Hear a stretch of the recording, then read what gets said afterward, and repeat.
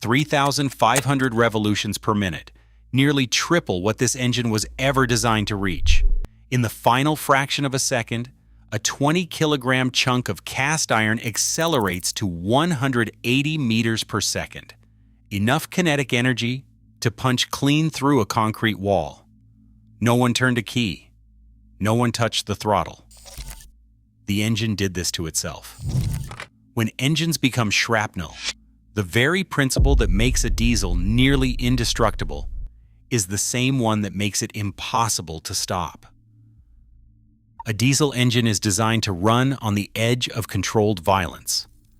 Unlike gasoline engines, it does not need a spark to ignite its fuel.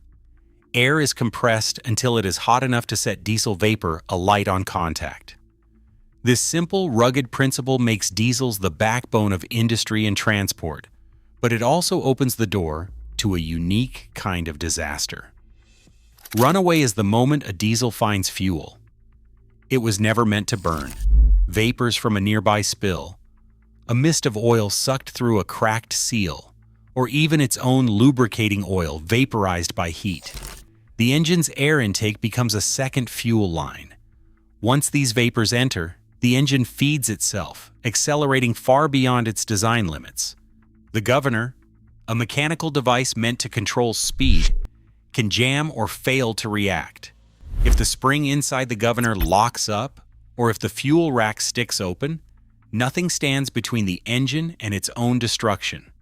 Overspeed follows. With more fuel than it can handle, the engine surges past safe revolutions per minute, sometimes reaching 2 or 3 times its rated speed. Unlike a gasoline engine, you cannot just turn off the ignition because there is no ignition to cut. The only hope is to choke off the air supply fast enough to starve the engine. But in many cases, the acceleration is so sudden that even emergency shut-off valves cannot react in time.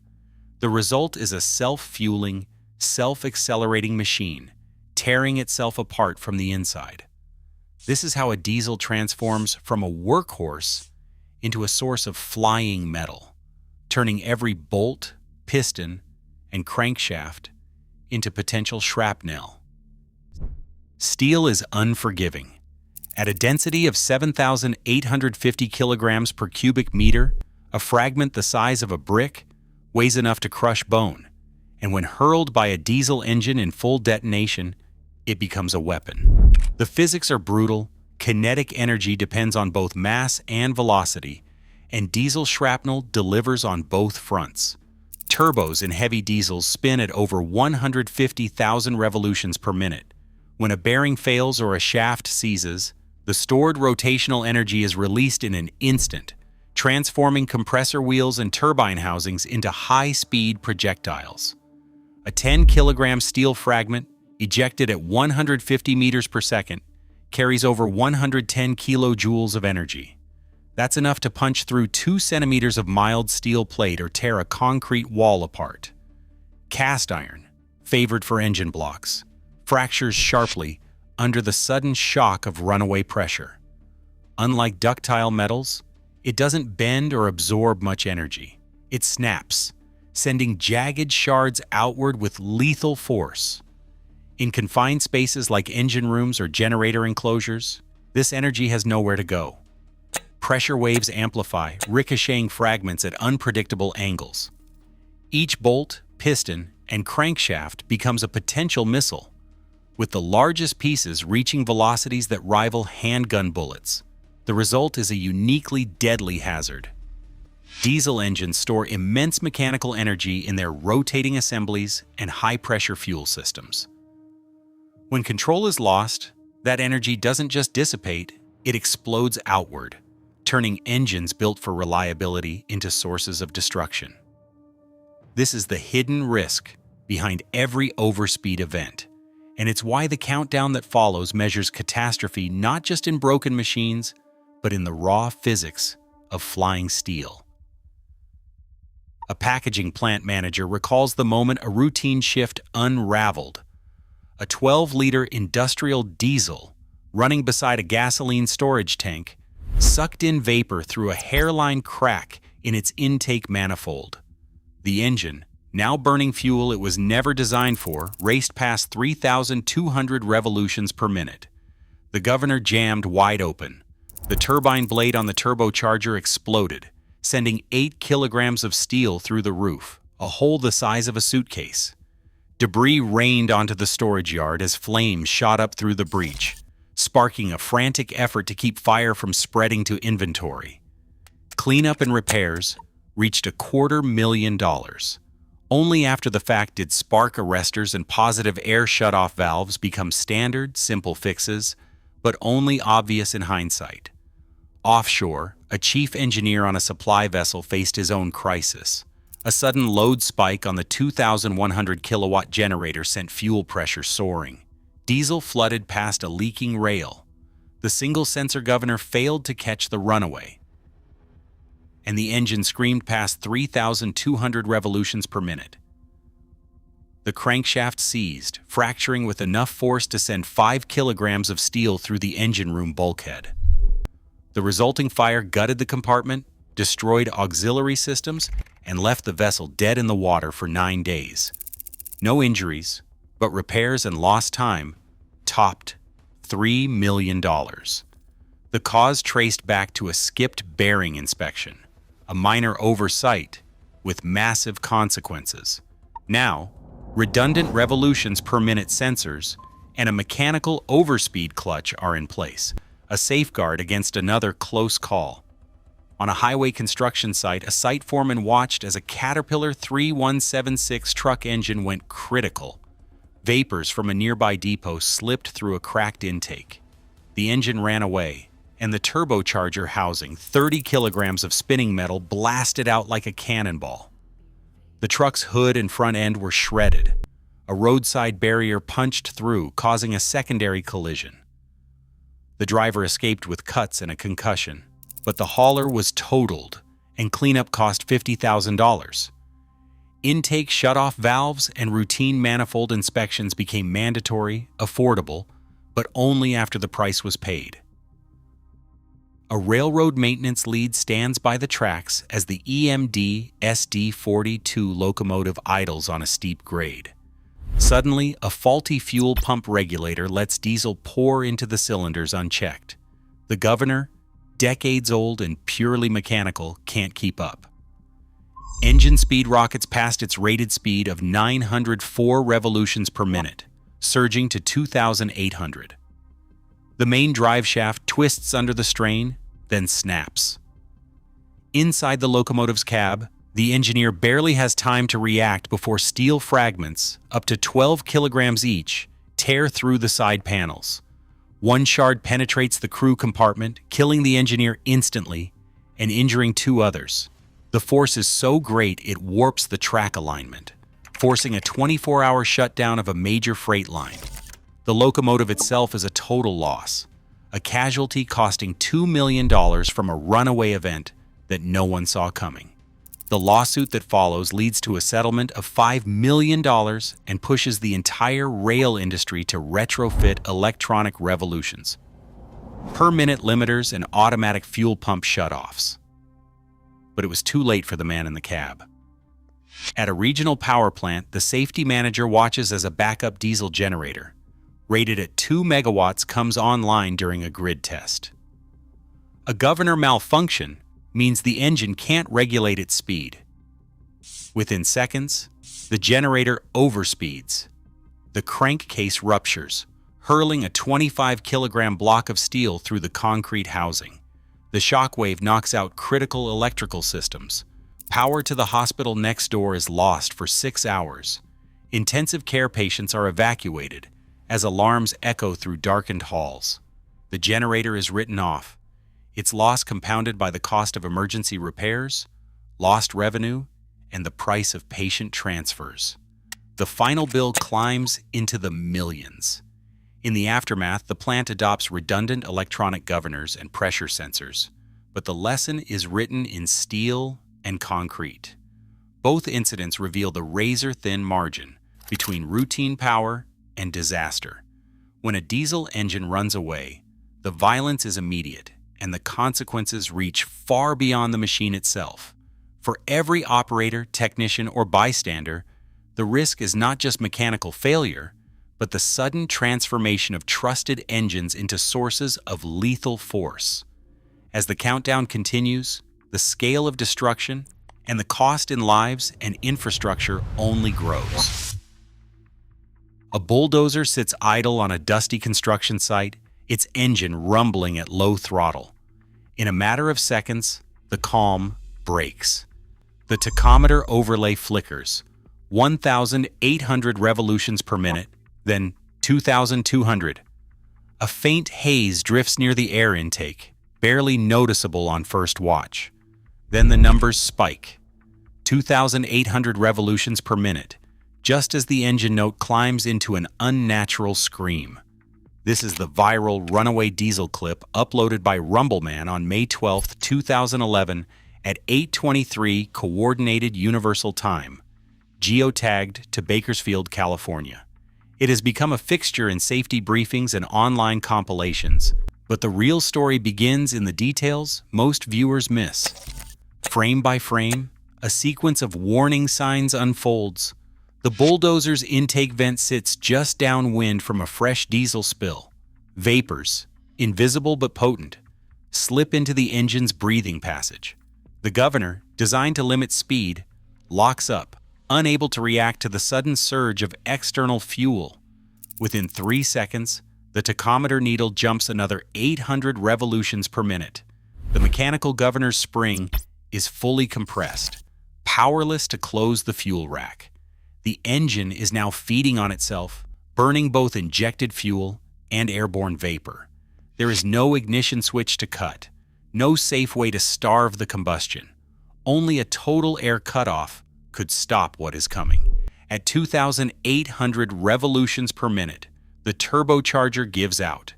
The hub disintegrates, sending 30 kilograms of steel and alloy fragments through the engine bay. Shrapnel scythes through sheet metal, ricocheting off the cab frame. The operator, just visible in the cab, yanks the emergency cutoff lever and dives clear. He escapes, but the aftermath is a scatter of twisted metal and oil-soaked earth. The bulldozer is a total loss. The footage, dissected by engineers and safety trainers, reveals more than spectacle. The EXIF data, creation time, GPS coordinates, camera model anchor the event in time and place. The tachometer overlay, often dismissed as a gimmick, provides forensic evidence. The revolutions per minute spike coincides exactly with the moment vapor enters the intake. Early clues: a rising idle, wisps of vapor near the grill, a faint change in the exhaust note, offer precious seconds to act. Miss them, and the engine's violence becomes inevitable. In the wake of this clip, rapid shut-off air valves and electronic revolutions per minute limiters are no longer optional on heavy equipment. The lesson is, in diesel engines, the line between reliability and catastrophe is measured in heartbeats and in the fragments left behind. At Catawba Refinery, a scheduled maintenance shift spiraled into disaster. 4 workers died, 12 were hospitalized, and the plant's future hung in the balance. The trigger was a diesel-driven crude oil heater left idling too close to a vast storage tank.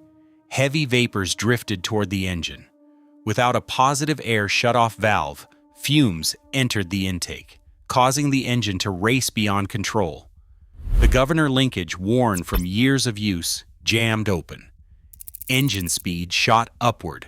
Inside the turbocharger, the turbine shredded itself, launching steel fragments at over 150 meters per second. One shard punctured the tank's wall, releasing a dense cloud of hydrocarbons. Seconds later, ignition. The boiling liquid expanding vapor explosion that followed sent a fireball 70 feet high, flattening refinery structures and ripping through control rooms. Emergency teams fought flames for hours. The aftermath was twisted beams, scorched earth, and a refinery offline for weeks. Losses soared into the hundreds of millions. Lawsuits targeted missing shutoff systems and failures in vapor monitoring. In a deposition, the safety manager said quietly, "We trusted the safeguards. We never imagined the engine would become the detonator." Hundreds of miles offshore, a liquefied natural gas carrier faced its own reckoning. The main engine, a 30-megawatt diesel, began to overspeed after losing propeller pitch control. The governor failed. Fuel kept coming. Engine speed soared from a safe 1,000 revolutions per minute to a catastrophic 3,200 revolutions per minute. The crankshaft, forged for strength, twisted until it snapped. 5-kilogram fragments tore through the engine room bulkhead, punching a 2.5-meter breach in the hull. Water surged in, auxiliary systems failed, and power vanished. 6 crew members were injured as they scrambled to patch the breach and fight fires. Only the salvage lead's quick decisions kept the ship afloat until rescue tugs arrived. Repairs cost over $3 million, but the true price was counted in hours spent in darkness, listening to water rush through torn steel. Both disasters began with a runaway diesel. In each, the unleashed force of shrapnel dictated the scale of loss, turning tanks into bombs and hulls into wounds. The difference between survival and catastrophe was measured in seconds, and the relentless physics of steel under pressure.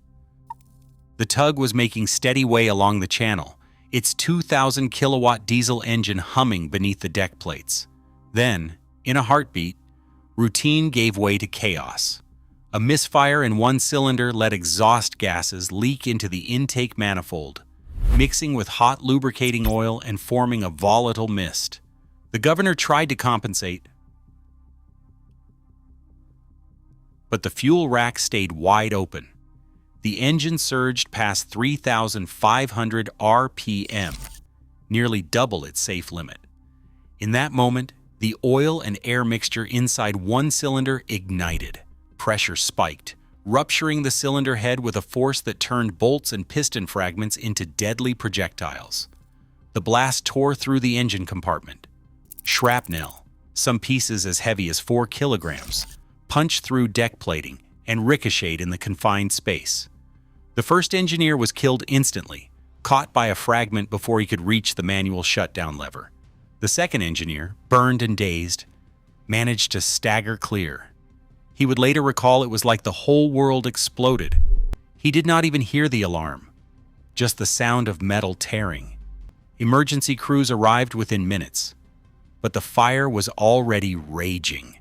The loss of propulsion left the tug drifting, smoke pouring from the hull breach. Temporary patching kept her afloat. The repair bill would reach nearly $3 million, and the vessel sat idle for a month. Investigators traced the root cause to a missing intake shutoff. There was no automatic way to choke off the air and stop the runaway. The report called out the gap in safety protocol. A single missing safeguard had left the crew exposed to the full violence of diesel failure. In the aftermath, the owners installed electronic overspeed governors and dual fuel cutoffs, but the loss was permanent. The line between workhorse and weapon had vanished in seconds, and for the survivors, the memory would never fade. The largest diesel detonation ever recorded began with a single mechanical flaw, a governor spring meant to restrain a 13-megawatt two-stroke engine, seized at the worst possible moment. The machine was coming online for a pressure test at Petrochem Company North Refinery. As the control room watched, RPM surged past 2,100, then 2,800, then 3,500. The governor linkage, overwhelmed by the influx of volatile vapor, locked wide open.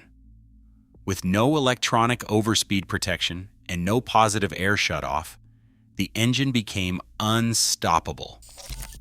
Inside the crankcase, pressure climbed with each uncontrolled cycle.